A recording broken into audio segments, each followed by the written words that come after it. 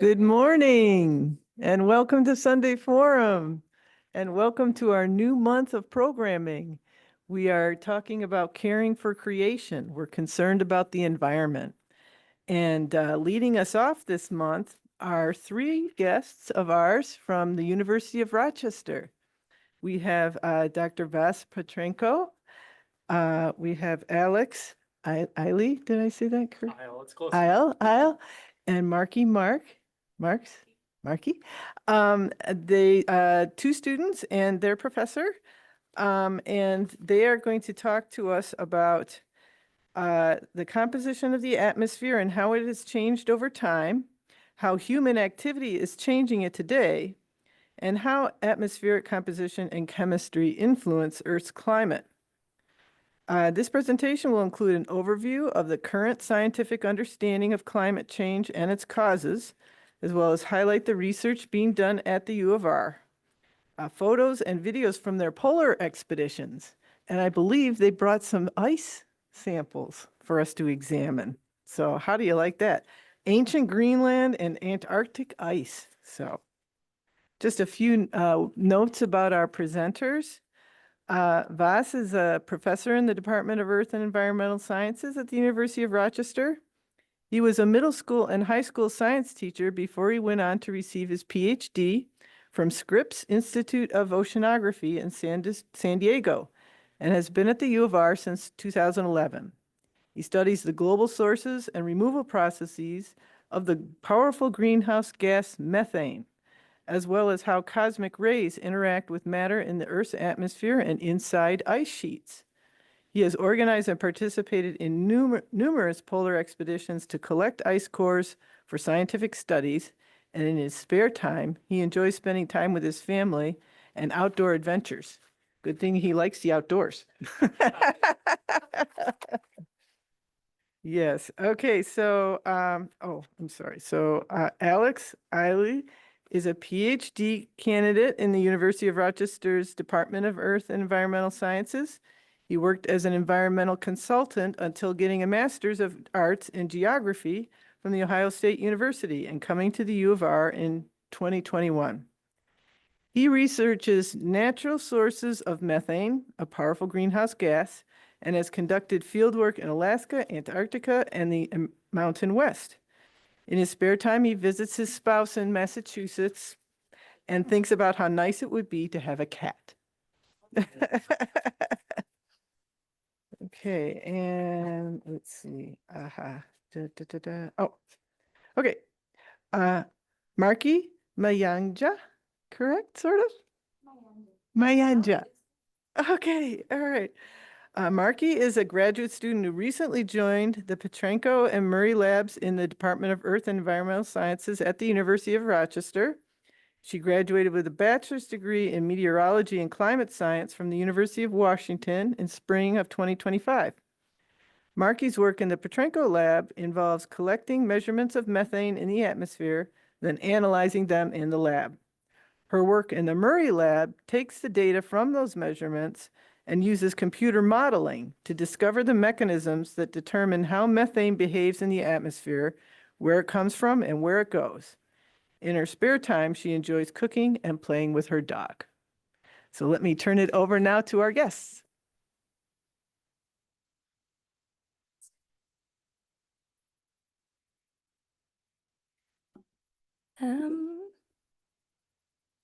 Hello. Oh, sorry. I don't know how close I should stand to this. Hi, my name's Marky, but I guess you just got an introduction to me. I'm going to start us off by talking about what climate change is and why it matters. But to start, I'll actually talk about what the climate is itself. And climate is defined as the average weather over a long period of time, such as a month, a year, a couple thousand years, couple million years, anything longer than a month, and it can be described on local or global scales. For example, you could say the climate of Rochester is occasionally cloudy, has good seasonality, whereas the climate of Hawaii is basically just sun all the time. Or you can describe climate of the whole Earth together. And that is more of what we study. So a strong factor in the Earth's climate is the way it orbits around the sun, including the tilt of its axis, the direction the axis is pointing in, and how circular the orbit is, and the timing of how close it is to the sun in what season, and how far it is from the sun in what season. And the secondary part of what determines Earth's climates are its climate's components. Oh, the P's are strong. Okay. And the climate components shape both the long and short-term climate of the Earth. The climate components are in the... Am I standing in front of them? Can you see them? Are we good? Okay. The climate components are the lithosphere, which would be all the rocks and tectonic plates on Earth, the biosphere, which are the plants and animals, the atmosphere, which is all the air, the hydrosphere, which includes lakes, oceans, rivers, and the cryosphere, which would be all of the frozen water on Earth. And these different climate components work together and respond to the maintenance of Earth's climate, kind of like the same way our different parts of our body work together and respond to the conditions of our body to maintain us, like how your heart and your lungs, your digestive system, your nervous system all work together to maintain you. The Earth's climate components work together to maintain its climate. Oh, it's not. Oh, okay, there we go. The Earth's climate components and the way the Earth orbits the sun naturally change over long periods of time. As you can kind of see in this example, the blue line would be the average temperature of the Earth as a whole, and it tends to have cycles. It goes up and down, and it takes about 100,000 years to go through what we call a full glacial interglacial cycle. It's also very strongly correlated with the atmosphere, because the atmosphere is the component of the climate that determines how much energy is let into the climate system and how much is allowed out back into space from the sun. These changes have been really, really slow. It takes a couple thousand years for the Earth to change by a degree, and this leaves enough time for life on Earth to adapt. So it's been happening for a really long time, and it's very natural. But humans have interfered with this process. So the atmosphere is mostly made of nitrogen and molecular oxygen, which don't really interact much with solar radiation and long-wave radiation that comes from the Earth out to space. So solar comes in, long-wave comes out. But it does have other smaller amounts of molecules that we call trace gases. Greenhouse gases are one of these types of trace gases. And what they do is they let solar radiation in, but they don't let long-wave radiation get out. And it keeps Earth a nice, livable temperature instead of a completely frozen ball. A really good example of that is back on this last slide, you can see that the amount of carbon dioxide in the atmosphere closely correlates with the temperature of the Earth, because it's either letting out more or less radiation that's actually already in the Earth system. Humans have unnaturally emitted these trace gases and greenhouse gases at an extremely fast pace. And I'm going to go back to this slide one more time, because the way we count how much greenhouse gas is in the atmosphere is looking at molecules of a gas per million molecules of air as a whole. So we call it parts per million.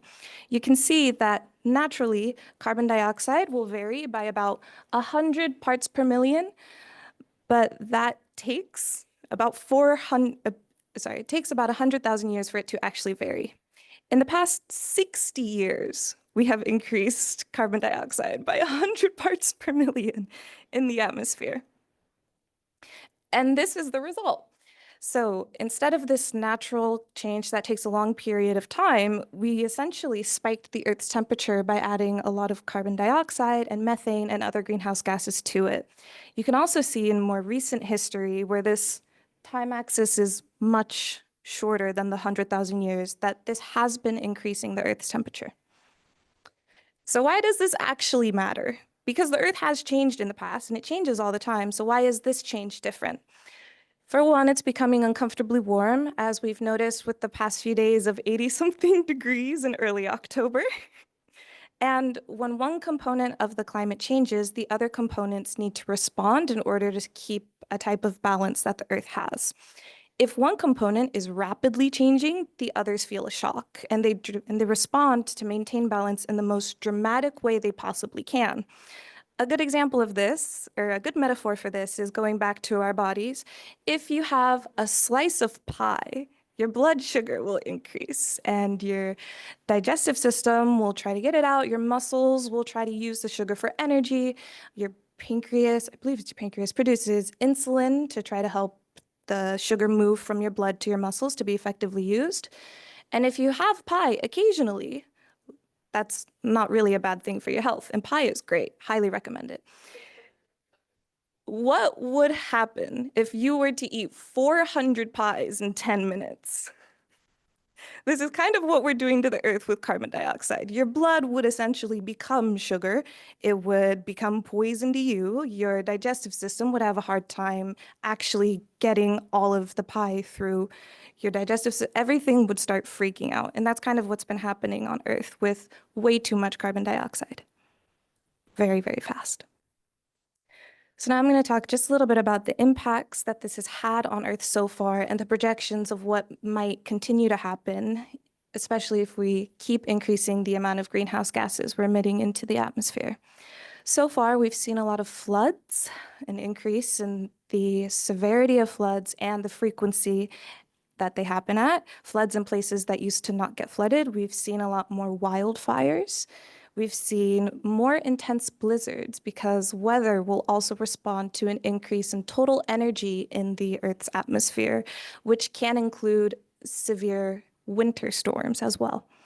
We've seen a lot more rain happening and a lot more floods in places that didn't previously get a lot of rain. We've seen a lot of droughts, and we've seen, again, the weather system reacting to this huge increase of energy in the Earth system with more severe hurricanes and them happening more often. We also see a shift in where species are able to stay because their environments have been changing. So animals need to migrate, and plants have been dying because they can't really pick up and move themselves, and they don't have enough time to spread their seeds to new places where they could live. So plants have been going extinct, animals have been going extinct. The range in which we can plant specific agricultural plants has been shifting. I'm very nervous for strawberries and chocolate because those are going extinct, and I love them separately and I love them together. Another example of this that is really related to the changes in the habitat that species are in are coral reefs. Coral reefs have been in waters that are rapidly warming due to this extra energy in the Earth system. And it has led to them being stressed to the point where they bleach and then they die. And these coral reefs are hosting a lot of very small fish that essentially feed the food chain, which leads me to this is food insecurity. When all our crops are dying and they're going extinct and the space in which we can grow them is starting to shrink and shift poleward, then people start to lose access to food. And this is a map of a food vulnerability score. So it's not evenly distributed around the world. Some populations are more vulnerable than others. And unfortunately, it's usually the ones who are the least to blame. If we're going to look at some projections, I should mention that it's very difficult to figure out exactly what will happen because the Earth system is incredibly complex, and even just one of these components is very difficult to understand in its entirety. And we also have no idea what humans are going to do. It really does completely depend on how we continue to emit greenhouse gases into the atmosphere. So the way we do projections is we tend to look at different scenarios. An example of this would be the blue scenario is the future in which we try to stop emitting greenhouse gases as soon as possible, and then we see how long it takes for things to go back to normal. The red scenario is we kind of just keep going about business as usual. We keep emitting greenhouse gases and burning oil and coal, and then things keep heating up, and we're not exactly sure how that's going to change things, but we have a couple ideas, especially based on what has already happened. I'm not going to go through all the projections, and I didn't go through all the impacts because there are a lot of them, but these are just some that I wanted to highlight.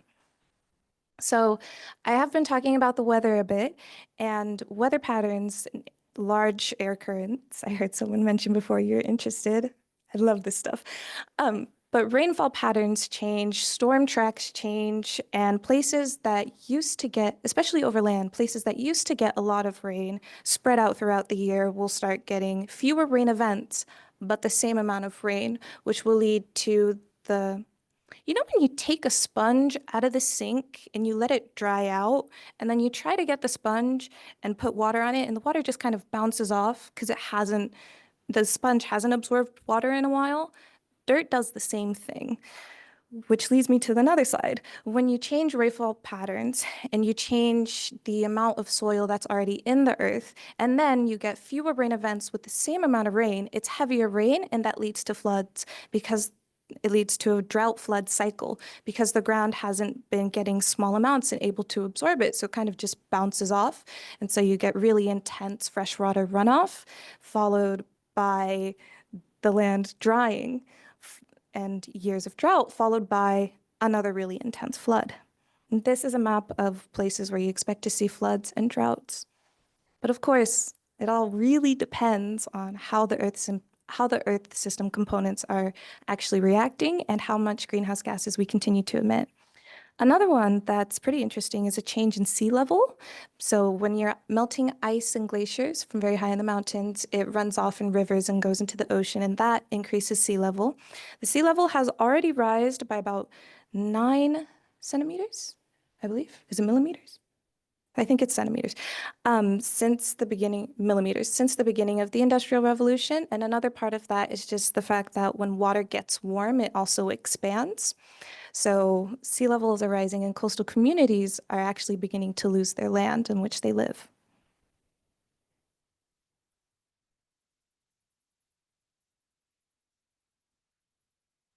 All right. So I'll talk a little bit about impacts and changes specific to Rochester and, oh, okay. Yep. Okay. There we go. Yeah, so I'll talk about impacts and changes that are more specific to Rochester, as well as start talking about what we do as a research group in terms of researching climate change. So for Rochester, this is a plot of available temperature data from a meteorological station at the Rochester Airport. This has been around, that record has been around for over a century. So Rochester has seen a rise in temperature of about 2 degrees Celsius, so close to 4 degrees Fahrenheit. And this is about the average for land surface that we've seen over the last century. So this is what we see. Now, Rochester, as you might have heard, has been designated essentially as a climate refuge. And that's because this area generally gets fewer natural disasters of large scale than many other areas in the country or around the world. You know, we don't really get impacted by hurricanes. We don't really get impacted by wildfires. We certainly can get some flooding. We certainly can get some extreme snowstorms, but on the scale of comparison to some other places, we're relatively mild, and people are starting to take notice. So we just had a very nice family move in next door to us, and I was chatting with them last night. We had them over last night and asked, you know, so what brought you here? First on the list was climate. So yeah. So it's they were coming from Colorado, so they were worried about extreme storms and wildfires. Yeah. Did you have a question? I was going to ask the same question. Okay. Yeah. But that doesn't mean that we're immune. Of course, we're going to see some changes. We're going to see some extreme events. We're not immune at all from extreme heat waves, and we're having one right now. This is a heat wave for October. We're having a dry spell, which is nearing a record, as I understand, for Rochester. I've been in Rochester for 14 years. This is the driest that I've seen for this time of year, for certain.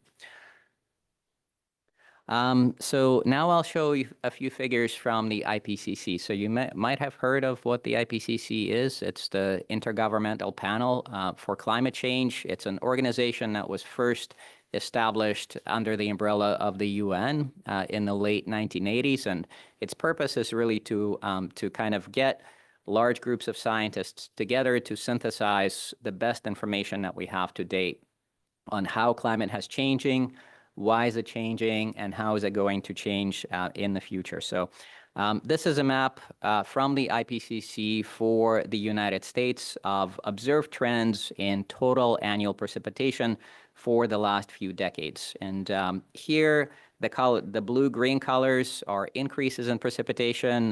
The yellow-brown colors are decreases in precipitation. The areas that are hatched are areas where the changes are not significant. So there may be some small changes, but statistically, they're not really significant. So you can see that in this area, over the last few decades, we have seen a small increase in overall precipitation. So this is predicted change in total annual precipitation going forward to the end of this century. So here you can see that the picture on the map is pretty different. Pretty much most areas in North America are going to see an increase. Parts of the Southwest might see a decrease. Rochester is going to see a modest increase of probably on the order of 15 to 20% in total annual precipitation.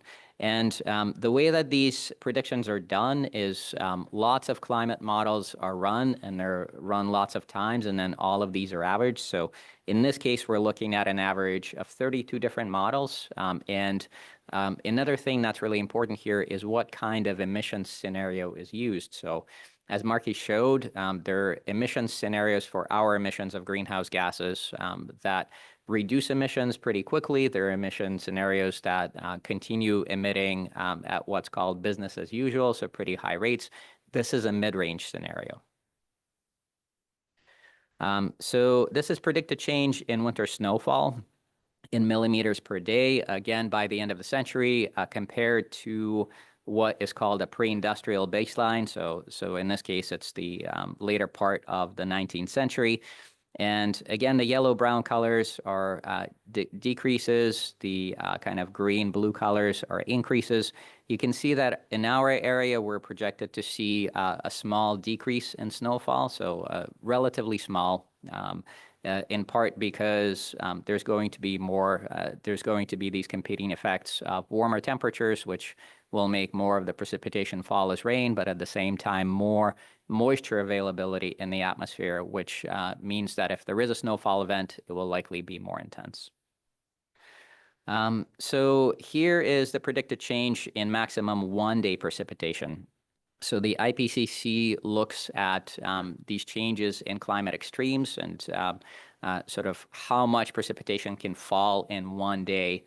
And if this is the rainiest day of the year, how much precipitation do we get? And how much is this changing by the end of the century? Again, this is this kind of mid-range emission scenario. And for Rochester, as for most of the rest of the U.S. And Canada, an increase is projected, in this case, again, a modest increase between about 15 and 20%. So, but these are averages. These are kind of predictions from the models. It's possible, it's certainly possible to get events that are much more intense than this.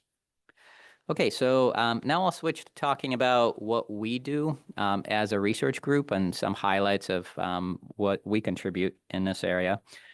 So one of the components of the atmosphere that we research quite a lot is methane. And methane is a colorless, odorless gas in the atmosphere. As you've probably heard, it's the main component of natural gas. So when people extract fossil fuel natural gas, most of that is methane. It's a very minor atmospheric component. So if you take a sample of the atmosphere and you analyze it, there's only approximately 2 methane molecules per million air molecules. It's really good at absorbing infrared radiation, and that's what makes it a really good greenhouse gas. It's such a good greenhouse gas that emitting 1 kilogram of methane is about 28 times as powerful as emitting 1 kilogram of CO2. If you emit the same amount of methane as CO2, then you watch the impact on the Earth over the next 100 years. The impact is going to be about 28 times greater. It's the second largest contributor to human-caused warming that we've seen. It's behind CO2. And it also contributes to air pollution because emission of methane promotes formation of ozone near the surface, which affects air quality. Okay, so methane has increased quite a lot since the pre-industrial times. So what this is showing is a combined record from glacial ice cores, from air pumped from the deep snowpack in the ice sheets of Greenland and Antarctica, as well as direct observations. So the ice cores are in red, then the snowpack is in green, and direct observations are in blue. And methane concentration is shown here on the vertical axis and the year on the horizontal axis. So you see that we started during pre-industrial times at concentrations of around 700 nanomoles per mole, and now we're actually getting pretty close to 2,000. So it's increased quite a lot. And this is driven by human activities. There are a lot of different human sources of methane. So there's a lot of different ways that methane can get into the atmosphere, and some of them are natural and some of them are from us. So in today's atmosphere, the natural sources are about 40% of the total, and the human sources, the anthropogenic sources, are about 60% of the total. On this figure, what I've tried to do is kind of scale the size of the picture to the magnitude of the source. So you can see that by far the largest natural source is wetlands. Wetlands emit a lot of methane to the atmosphere. There's a little bit coming from termites and wild animals. There's possibly a good amount coming from natural geologic emissions. So this is natural leakage from fossil fuel reservoirs, although how much is coming from this is being debated. Then for the human-caused sources, ruminants like cows and sheep emit quite a lot of methane. There's a lot being emitted from energy. There's quite a lot being emitted from rice cultivation because it essentially creates an artificial wetland.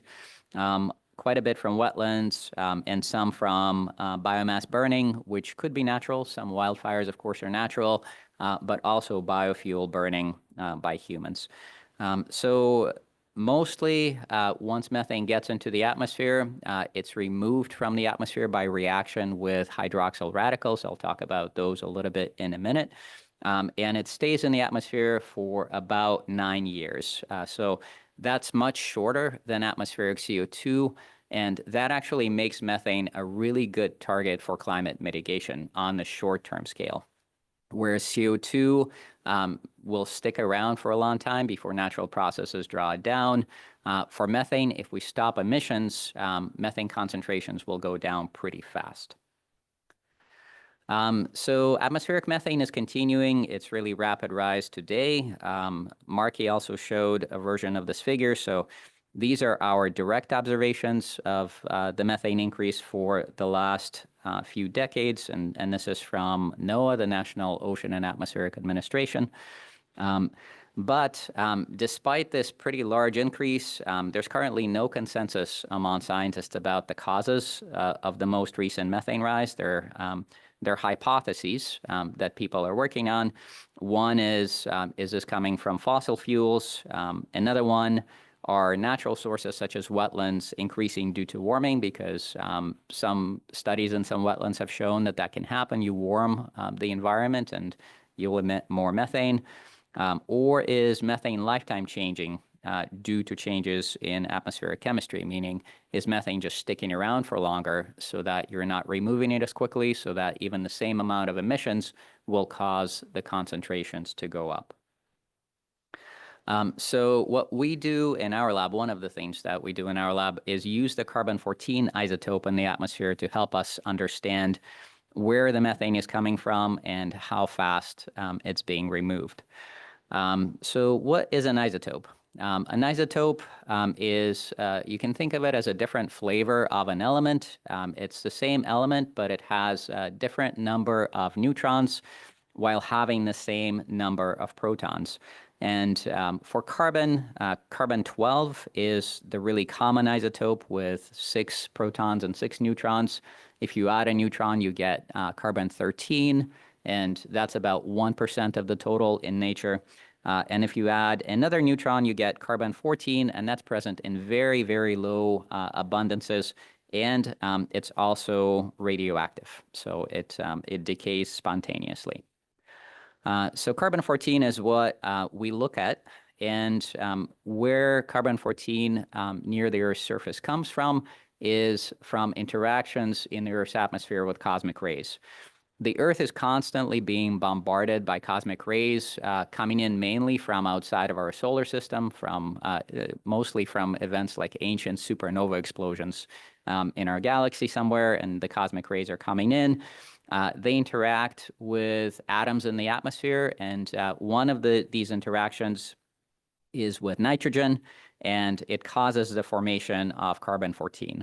This carbon-14 then will first get oxidized to carbon monoxide, then to carbon dioxide, and then once it's in the form of carbon dioxide, it can be taken up by the biosphere, by plants, in the normal process of photosynthesis, and from there it kind of spreads through the entire biosphere. So it can, for example, go into the plants that are in the wetlands, and then the plants die in the wetlands.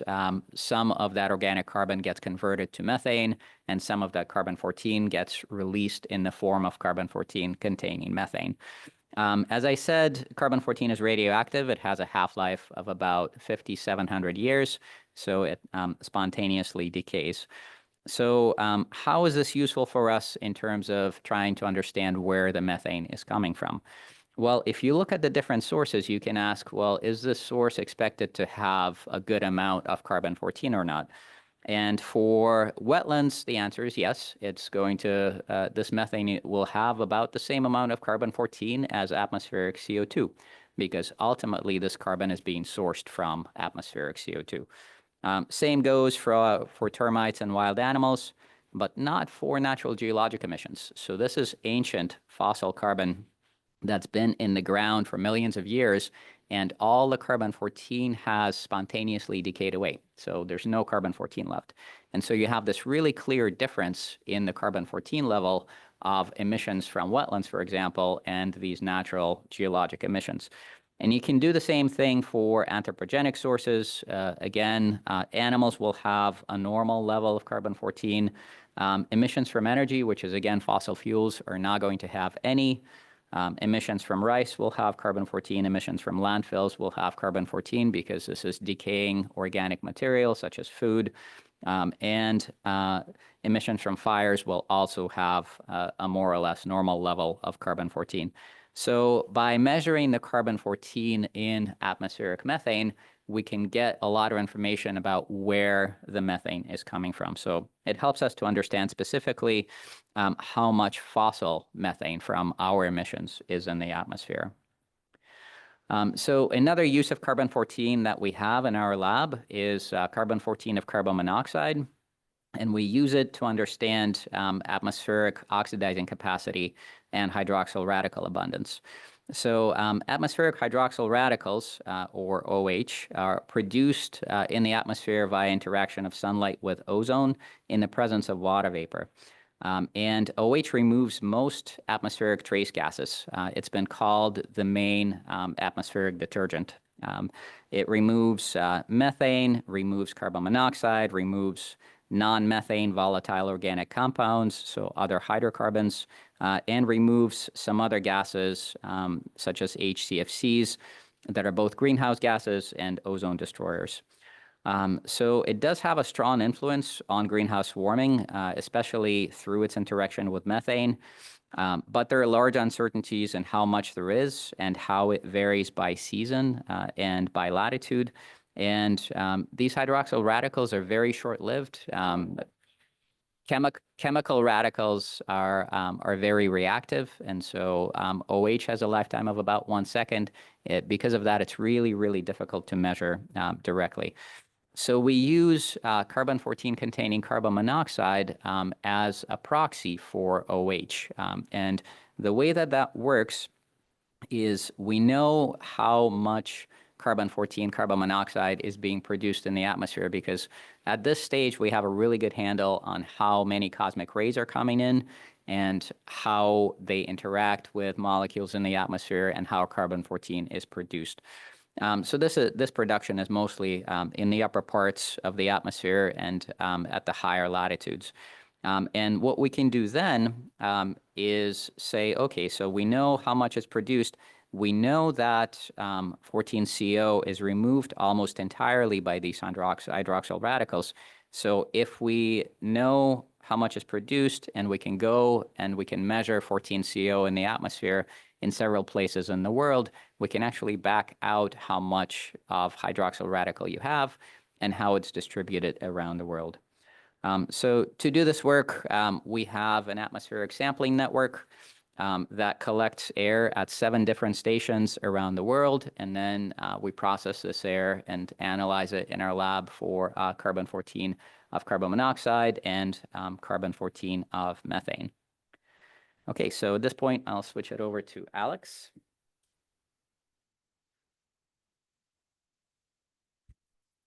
Thanks, Voss. So I'm going to be talking about how we I'm not blocking this, am I? Okay.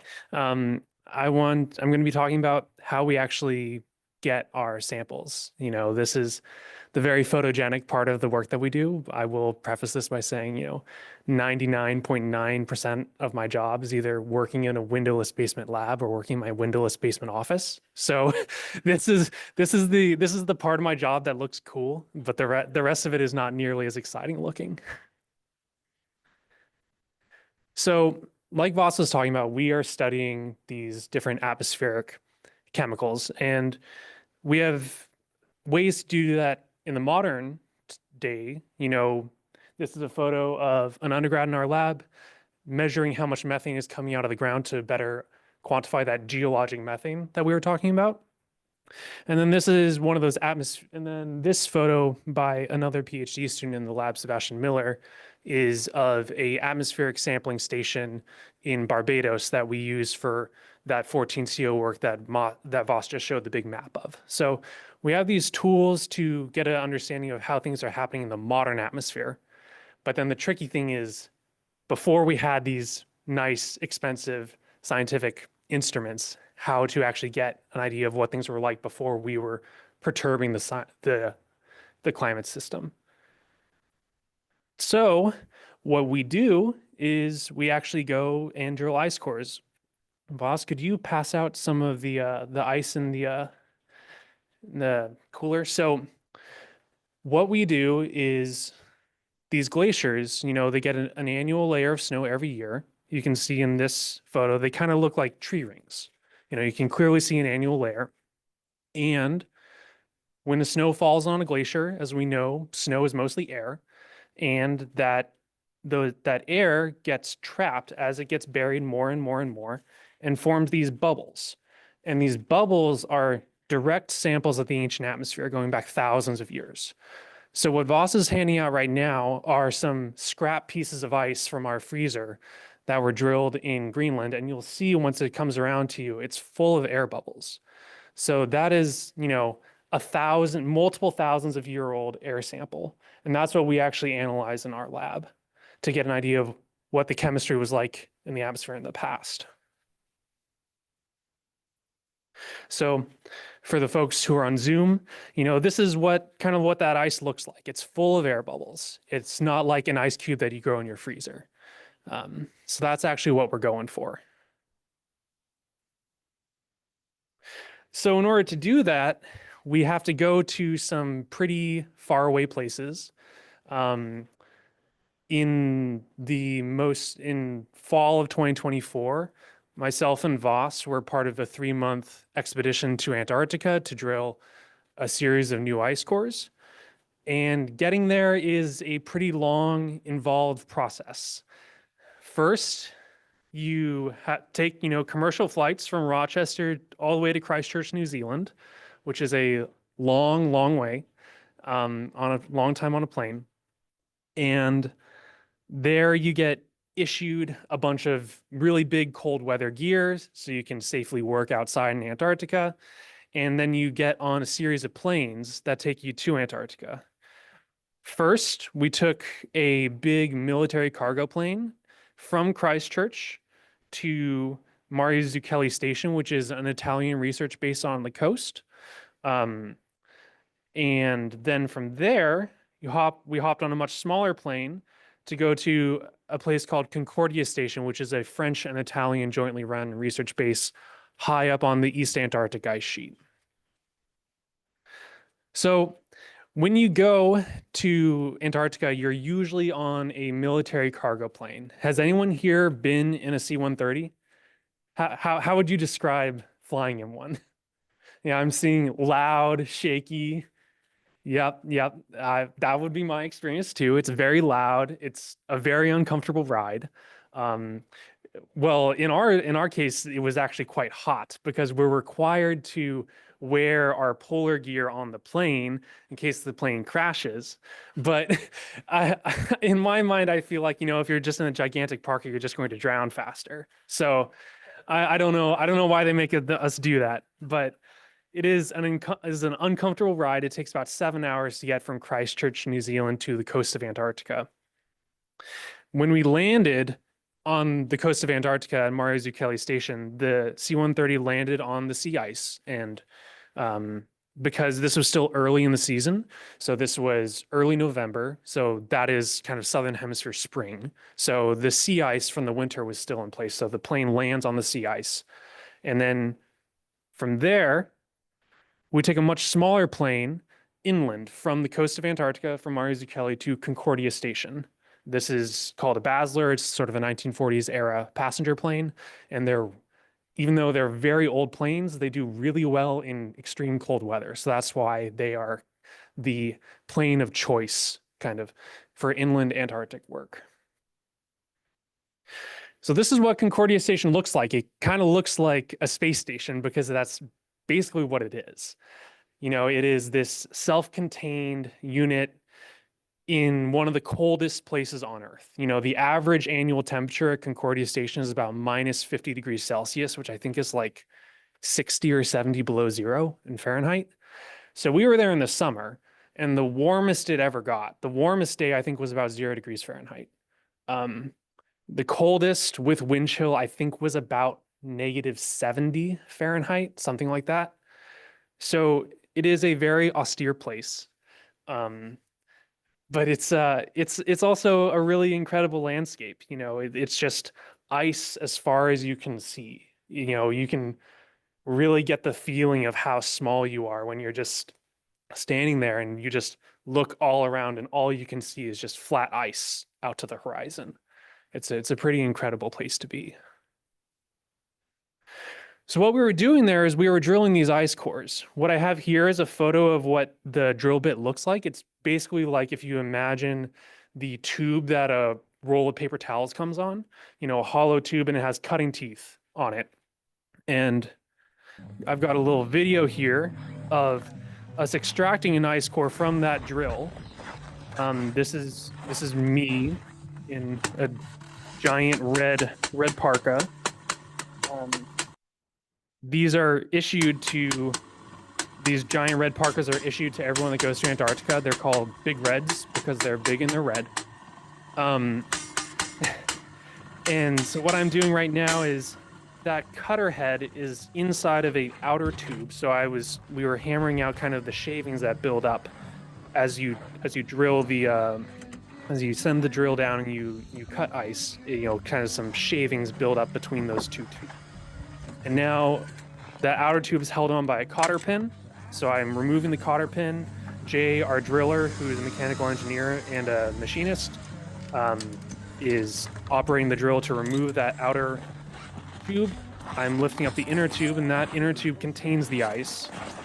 And then we bring it over to this table where I'm going to remove, there's kind of a plug of shaved ice that forms at the top of the tube from that cutter head. So I'm pulling out that plug right now, and there will be a bunch of kind of snow that comes out with it.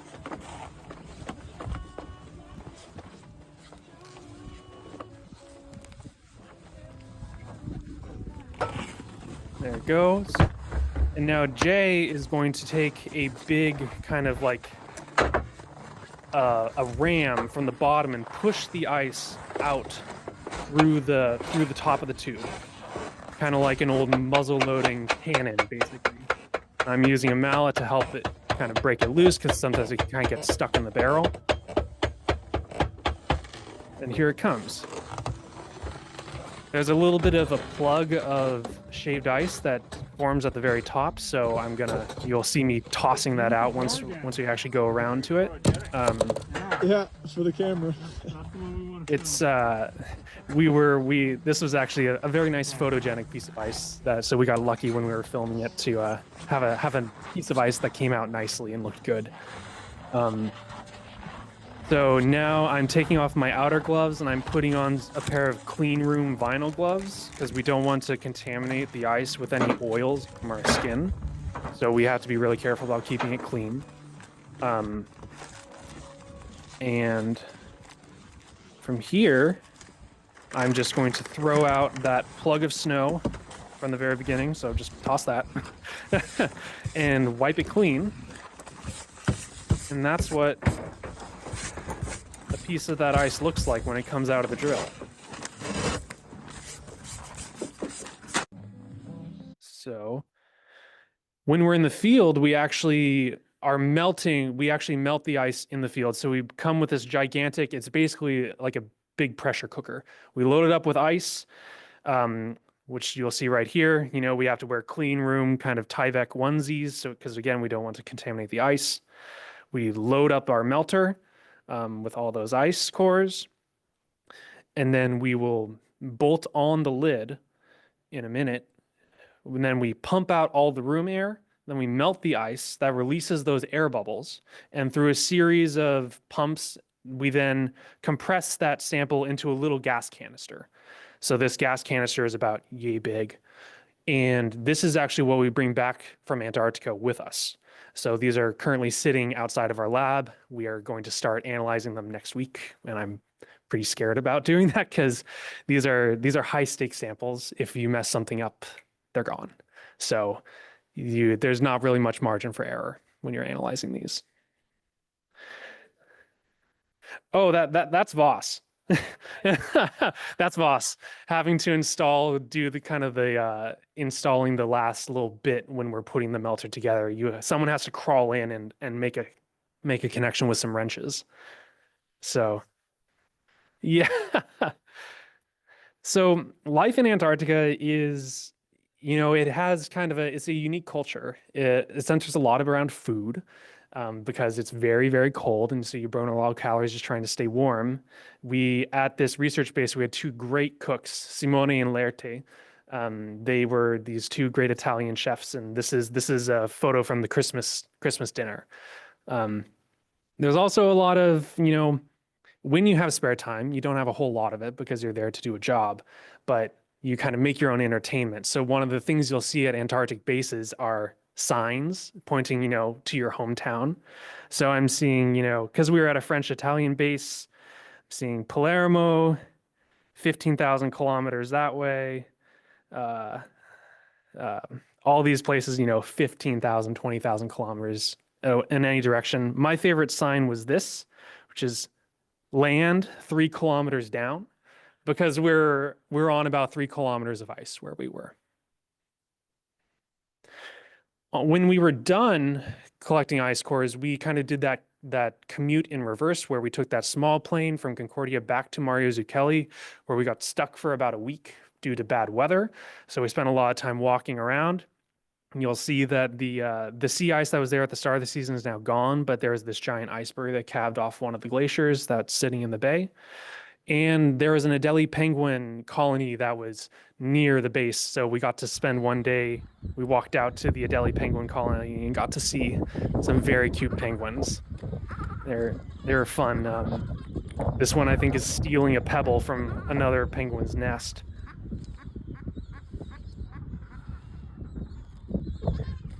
And with that, that's kind of how the fieldwork component of this works. It's a long trip in, you do a lot of work, and then it's a long trip out. But we feel really lucky to be able to do this kind of work. And with that, I want to thank you guys for your, and then we take that C-130 back to the US or back to New Zealand, land in New Zealand at 2 a.m., get on a flight to the US at 10 a.m. And so that was a very, very, very long day.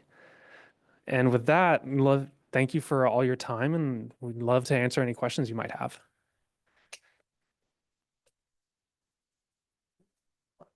Yeah, we can pass that around.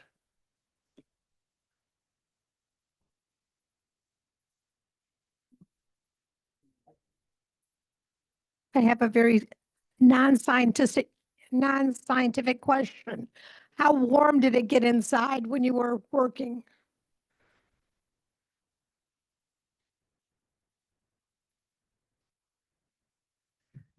Okay. Yeah, so inside the lab tent, it would get pretty warm.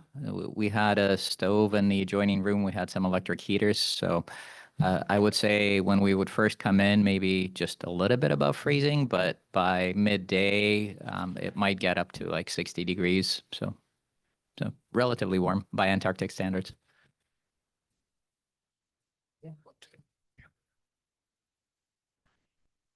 Do you have a methane camera where you take photographs of where the methane is in Rochester? And if so, where? Thank you. That's a great question. No, that's not part of work that we do. Those cameras do exist when people go out to gas production facilities, gas distribution facilities, and try to find the leaks. So we have instrumentation that can detect concentration in the air, but we don't have that kind of camera that can get a visual on a big plume. Marie has a comment. How awesome and profound and excellent presentation on climate change. Thank you. And her question, are you hopeful or pessimistic for our future? Maybe we should get 3 answers here. Okay, I can start. This is a question that I don't know my answer to. It changes from day to day. Some days I feel more optimistic. Some days I feel more pessimistic. I think we will eventually figure this out. We will eventually get on the right path. I do think the question is, how long will that take and what will kind of be the damage that happens in the meantime? That is more of so it's easy working in this field to kind of feel like we're doomed. And that is a thing that I struggle with and have to just remind myself that even when things are bad, there are always people trying to make things better. Even in bad situations, there are always people trying to help. And that is how we will do this eventually.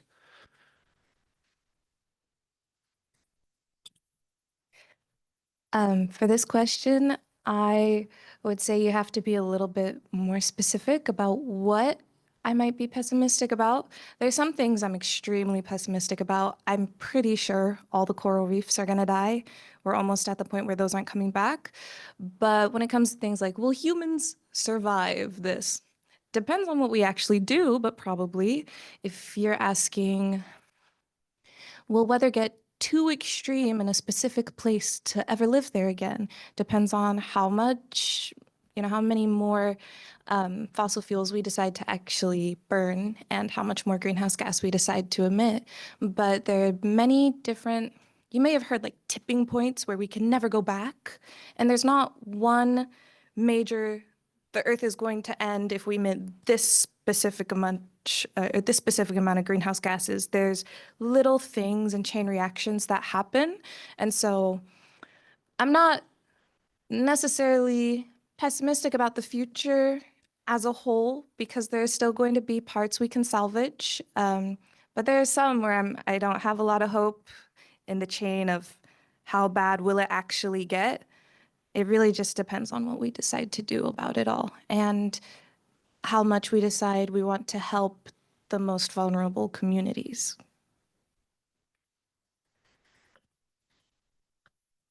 So I think my students provided really good answers to this hard question. I think my answer is also kind of pretty nuanced, and it depends on the specifics of what you're asking about. I am not at all optimistic that we will be able to limit climate change and limit the impacts of climate change to, to impacts that are low. So in past few climate negotiations, the negotiations have focused on a target of 1.5 degrees Celsius maximum for global warming, or 2 degrees Celsius maximum, because past those thresholds is where climate models predict more significant impacts. So more sea level rise, more increases in severe floods and rainfall events, those kinds of things. And we've passed 1.5. So we're going to probably pass 2 in the next couple of decades. But I am optimistic, as Alex said, about the long term, because right now, in my opinion, unfortunately, our government has decided to pretend that this is not a problem, and that we can continue emitting fossil fuels and burning fossil fuels as business as usual. But we are actually increasingly more alone in that in the world. So the rest of the world, of course, is part of the solution. The rest of the world is continuing to acknowledge the problem and try to solve the problem, and political winds shift. I'm confident that as the scale of the problem, as the kind of the obviousness of the problem becomes more and more clear, we will drift back in alignment with what science is saying. So this is a problem that we will address, and we will solve, but unfortunately not as fast as we should. So there will be more impacts, but it is something that we will eventually solve, I think. In terms of will this doom human civilization? No, I'm not pessimistic about that at all. I think we will find a way, but there will be pretty large impacts, particularly for countries that have large sections of their population living very close to sea level. Those effects are going to be really, really severe. How much of your funding comes from the government? Quite a lot. So yeah, most of our funding is for my lab specifically is a mix of funding between private foundations and the government, and funding from the government is from the National Science Foundation. So we expect that to at least partly dry up in the coming few years. Thankfully, currently, we're also funded by the Schmidt Sciences Foundation, which is a private foundation that is interested in several areas of science, including climate change, and so they're funding a lot of our modern atmospheric work as well as some of the ice core work, and that funding is stable. More of the private foundations are taking an interest, thankfully, in trying to step in, but they're not going to be able to replace the federal government, because the federal government has been such a large funder of climate science and climate adaptation. I guess a corollary to that, are there other countries that are funding a lot of climate research? Yeah. Other countries are continuing to do it. So the European Union is funding climate change research. Certainly countries like the UK and Australia and increasingly China are funding climate change research as well. So even if somehow climate change research completely shuts down in the US, which I don't think will happen, it doesn't mean that globally we won't know what will continue to happen. Someone might be analyzing those specimens in France. Yeah. Certainly all aspects of this kinds of research are carried out in other countries as well.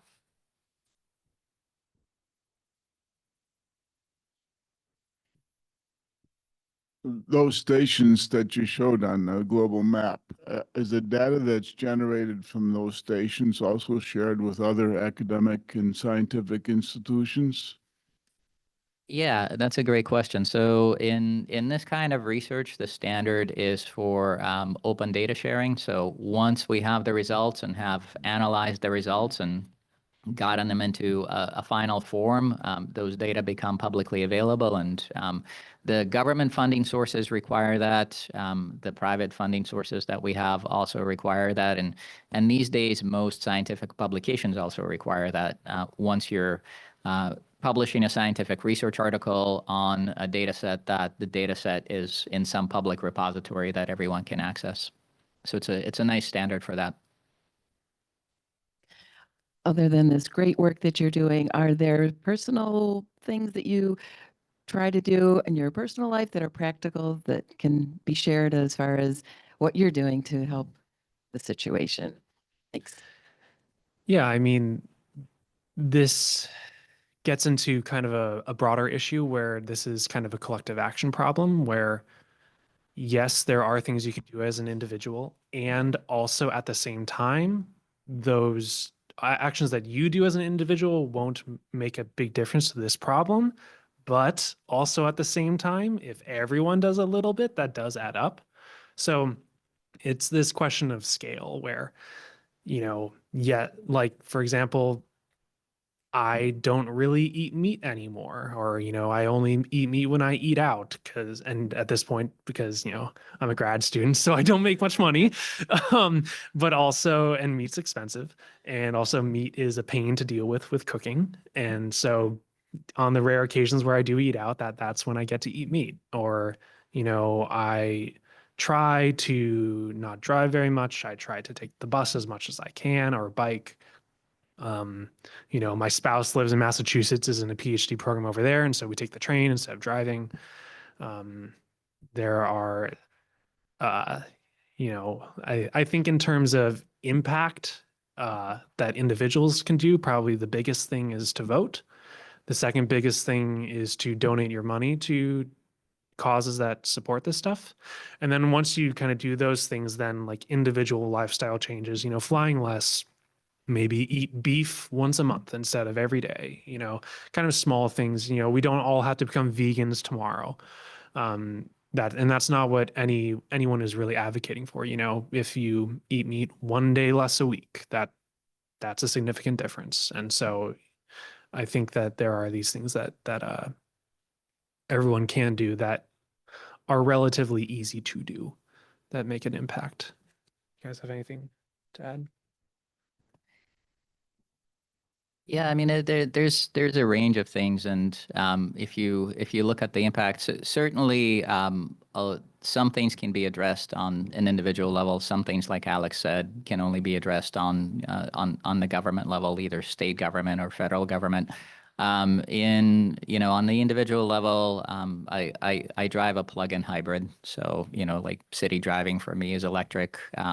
We have a mostly renewable electric supply. We've bought into a solar farm, a community solar farm.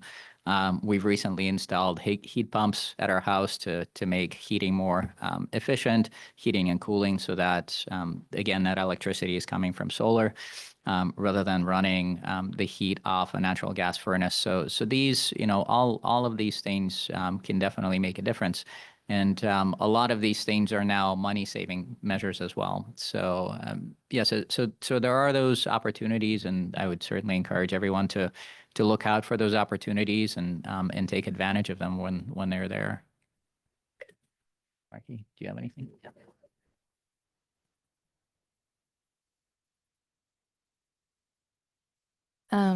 I've been vegetarian for 10 years. For a different reason. When I was little, I didn't even realize that the meat industry had a huge carbon footprint, but I mean, cool, it's like extra benefits. So Voss and Alex already said there are a lot of things you can do individually, and every little bit makes a difference, but only really if we're all doing it.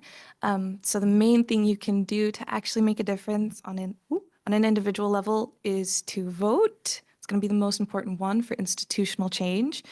And then even just after that, you can still call and complain if your policymakers, if your representatives are passing laws that are really bad for the environment. You don't have to stop at voting. You can still, I think that's the most important thing, is making sure your voice is heard in every way that it can be. Be the one to bring an end to this today. This has been so informative and so exciting to learn things. The facts. I love facts. It's so awesome. So I want to thank our guests for coming today.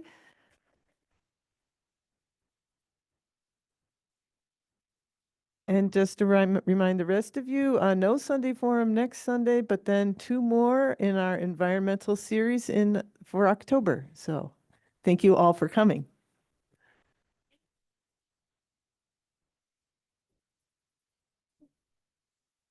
Well, guys.